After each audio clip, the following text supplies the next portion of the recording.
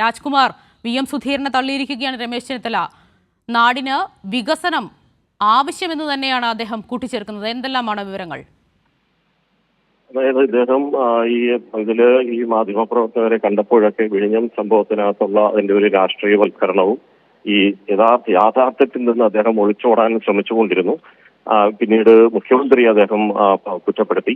അപ്പോഴാണ് ഞാൻ ഇടപെട്ട് ചോദിച്ചത്, ഇതിൽ ഇങ്ങനെ ഈ വിഴിഞ്ഞം കരാറുമായി ബന്ധപ്പെട്ട് ഉമ്മൻചാണ്ടി AICCയുടെ നിർദ്ദേശത്തെ പോലും അവഗണിച്ചുകൊണ്ട് ഈ കരാർ ഒപ്പിട്ടപ്പോൾ താൻ അമ്പരന്നുപോയി എന്ന് VM സുധീരൻ പറഞ്ഞു.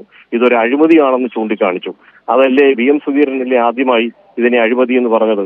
ഇപ്പോഴത്തെ മുഖ്യമന്ത്രി പിണറായി വിജയൻ അല്ലല്ലോ എന്ന് ഞാൻ ചോദിച്ചപ്പോഴാണ് പറഞ്ഞത്, ആരെതിർത്താലും ഈ പദ്ധതി നാടിന് ആവശ്യമാണ് എന്ന് അദ്ദേഹം ആവർത്തിച്ച് പറഞ്ഞുകൊണ്ടിരുന്നത്. വിജി. ശരി രാജ്കുമാർ, വിഴിഞ്ഞം തുറമുഖത്തിൽ അഴിമതി ഉണ്ടെന്ന് വ്യക്തമാക്കിയ സുധീരന് കനത്ത മറുപടി തന്നെയാണ് രമേശ് ചെന്നിത്തല ഇപ്പോൾ നൽകിയിരിക്കുന്നത്.